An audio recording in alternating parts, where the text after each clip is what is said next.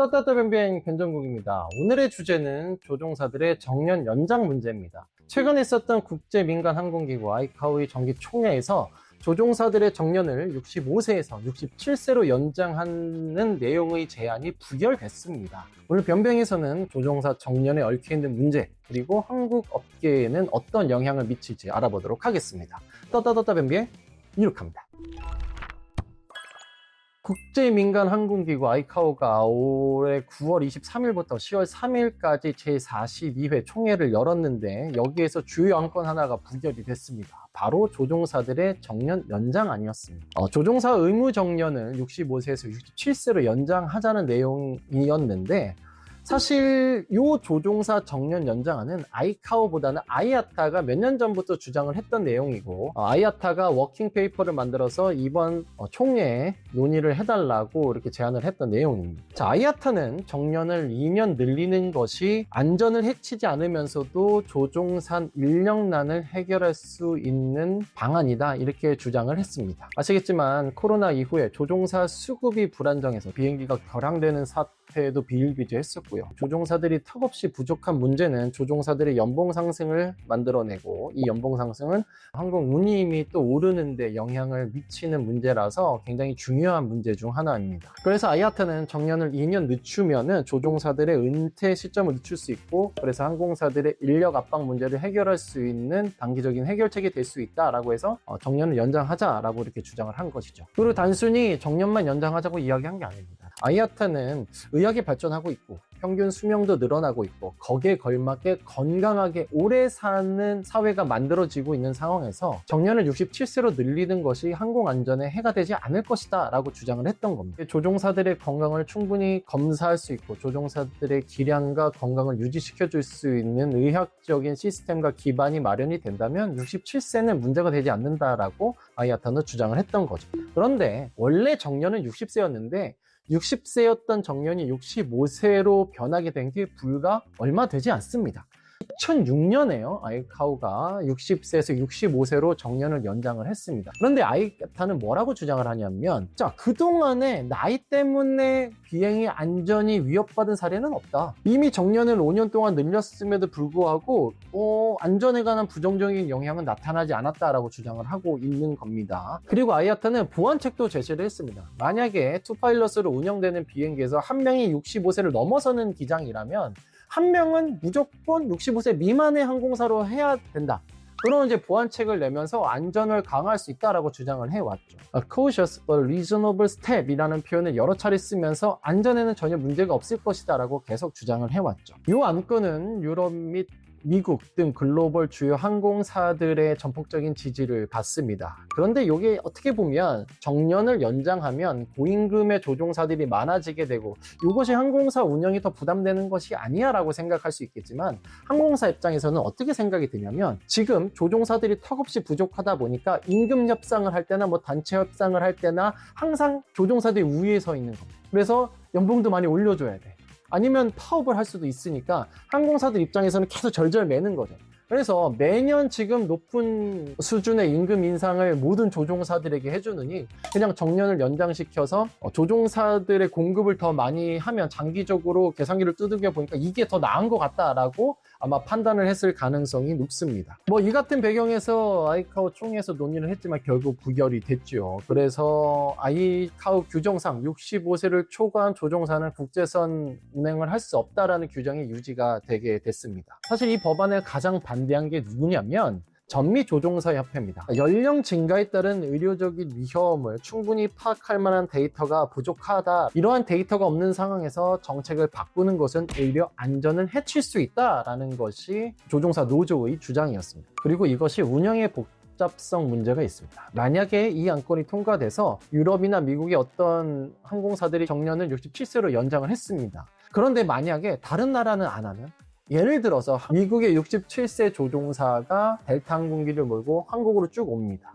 그런데 한국은 아직까지 우리나라 내부적인 법에 따르면, 그리고 항공사들의 어떤 규율에 따르면 65세를 넘어서는 조종사를 비행을 하는 것은 불법입니다. 그러니까 67세 미국 조종사가 우리나라로 와서 여기서 뭐 랜딩하고 착륙해서 나가는 것 자체가 불법이 되는 상황이 발생하는 거예요. 67세라고 아이카오에서 규정했다고 해서 우리나라가 덥석 받아들일 수도 없습니다. 우리나라도 엄연히 법이 있고 관행이라는 것이 있기 때문에, 그리고 내부적으로는 조종사들의 승진 문제도 있습니다. 자, 정년을 늦추면 중간 레벨에 있는 기장들의 승진 문제, 기장이 되려는 문이 좀 좁아질 수밖에 없는 거고, 그리고 또 나아가서는 신규 조종사들의 취업문이 좁아지는 문제가 당연히 생길 수밖에 없습니다. 일각에서는 사실 이번 반대가 조종사들의 어떤 지금의 우위를 놓치지 않으려는 거 아니냐라고 해석하시는 분들도 있습니다. 기존 조종사들 입장에서는 이런 우위를 굳이 깨는 정책에 찬성을 할 이유가 없는 거거든요. 그래서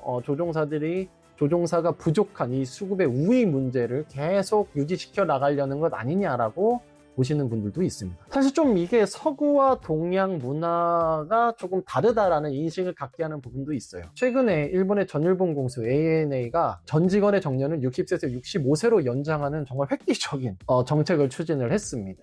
우리나라는 정년이 60세고 필요에 따라서는 65세까지 계약직으로 근무를 할 수 있게 됩니다. 동양권에서는 정년을 최대한 좀 연장하려는 시도를 많이 하고 있어요. 미국이랑 유럽의 경우에는 돈 버는 거 좋지만 나는 빨리 은퇴해서 연금도 받고 퇴직금을 받고 해서 저희 플로리다나 해변 가서 낚시하고 상어랑 얘기 좀 하면서 이렇게 살고 싶어, 이런 분들이 꽤 많은 거예요. 그래서 2년 더 고생하는 것보다 단기적으로 임금을 더 많이 받아서 난 빨리 쉬고 싶어 하는 문화가 있는 것도 사실입니다. 그래서 그런 여론이 또 이번에 안건이 부결되는데 영향을 미쳤다고도 볼 수 있겠죠. 그런데 이번 발표 이후에 미국의 상무위원장인 숙련된 조종사 유지를 가로막는 장벽이 됐다, 이렇게 표현을 했습니다. 맹비난을 한 건데, 그러면서 트럼프 대통령한테 해당 변경, 정년 연장을 좀 지지해 달라고 얘기까지 해요. 그런데 이게 웃긴 게 미국 의회가 아무리 해당 법안을 통과시켜서 67세까지 정년을 연장시켜준다고 하더라도 아이카오가 이미 65세를 초과해서는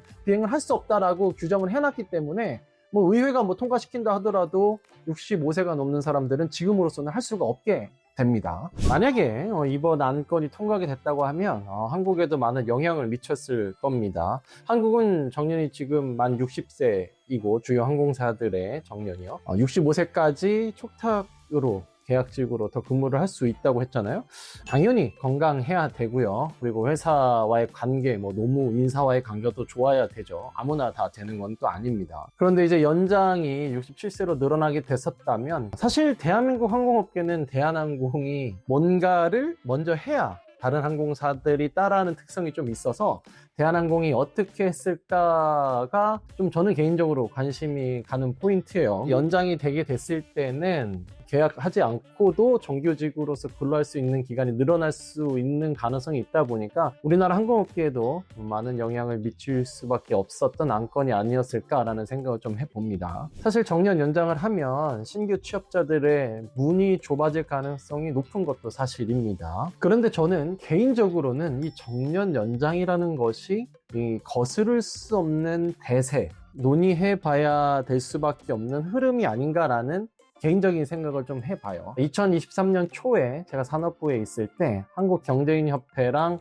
2030 세대, MZ세대의 노동조합 인식에 관한 설문조사 및 기획기사를 오랫동안 준비를 해서 연재를 한 적이 있습니다. 제가 그 당시에 MZ세대에게 물어봤던 질문 중 하나가 노조가 주장하는 정년 연장에 대해서 찬성하십니까? 였어요. 그런데 놀랍게도 약 75%의 2030 세대가 정년 연장에 찬성한다라고 대답을 했습니다. 취업의 문제랑 연결이 되니까 반대를 많이 하지 않을까라고 생각을 했었는데 반대의 결과가 나와서 제가 개인적으로 좀 놀랐는데, 이유를 보니까 이제 노년의 빈곤 문제를 해결할 수 있고 또 청년층의 연금 부담을 줄여줄 수 있다라고 많은 2030 세대가 대답을 했었어요. 그리고 부모님의 정년이 연장돼야 되기 때문에 나는 이걸 찬성한다라고 많은 사람들이 대답을 했다는 거예요. 2030 세대 입장에서는 어차피 지금 세상은 취업도 어렵고 불확실성도 너무 큰 거고, 그렇기 때문에 우리 부모님이라도 더 오래 많이 돈을 버시는 상황이 자기한테도 유리하고 가족에게도 유리하다는 겁니다. 부모님들이 돈을 더 많이 버셔야 노후도 안정되고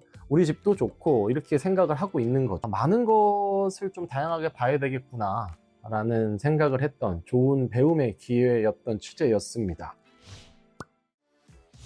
자, 오늘 변뱅에서는 조종사 정년 연장에 관한 문제를 알아봤습니다. 자, 조종사 정년 문제는 신규 취업의 문제, 그리고 직업의 안정의 문제, 또 뭐 비행 안전의 문제, 항공업계의 조종사 인력의 문제, 나아가서 운임의 문제까지 연결될 수 있는 중요한 문제 중에 하나입니다. 정년 연장은 장단이 있는 문제고 정말 복잡하고 어려운 문제입니다. 하지만 항공업계뿐 아니라 대한민국 사회가 직면한 문제이기도 하고 직면할 문제이기도 하다는 점에서 우리가 이 정년 문제를 항공업계의 관점에서, 그리고 나아가서 한국 산업의 관점에서 되짚어보고 생각해 볼 필요가 있다고 생각을 합니다. 업계의 안전과 발전, 안정화 등을 모두 잡을 수 있는 방법이 강구되기를 진심으로 바라봅니다. 변뱅은 항공업계를 응원합니다.